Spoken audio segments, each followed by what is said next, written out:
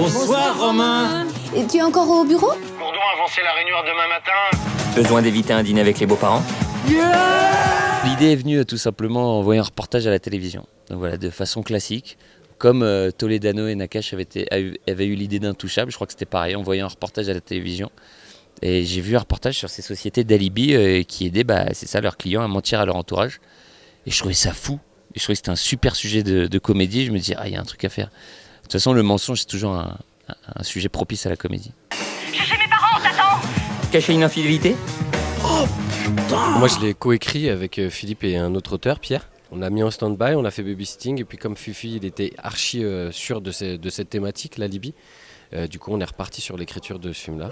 Et puis Tarek, c'est naturel, quoi. C'est la famille, en fait. Hein.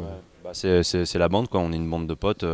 Dès qu'on a un projet, on y va les yeux fermés, parce que de toute façon, on se connaît, on a l'habitude de travailler ensemble. Et voilà.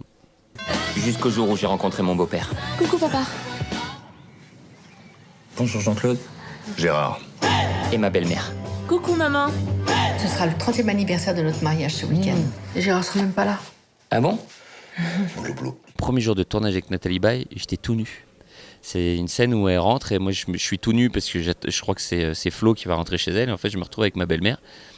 Et tourner ta première scène avec Nathalie Baye à poil. Du coup, je voulais pas être à poil. Du coup, il m'avait filé un string cher, mais qui était transparent, donc c'était pire. On a l'impression que mon zizi était dans un cellophane, il était collé comme ça. Du coup, j'ai mis une chaussette. Pour grossir le paquet. Voilà. Et après, voilà, tu t'es dit, bon, t'as vécu ça, tout le reste, ça va bien se passer. Je vais casser le carreau, je voudrais pas te blesser. Ça va? Mon personnage est fan des années 80 et un peu comme moi. C'est-à-dire que moi, les films des années 80, pour moi, c'était les meilleurs films. Les chansons des années 80 étaient les meilleures chansons. Et du coup, il y a plein de petites virgules, plein de petites références, plein de petites dédicaces à ces années. Voilà, mon personnage adore Jean-Luc Lahaye, Retour vers le futur. Pas que son personnage, il connaît les paroles de Jean-Luc Lahaye par cœur, je tiens à préciser. Pas que son perso. Moi, j'aime beaucoup.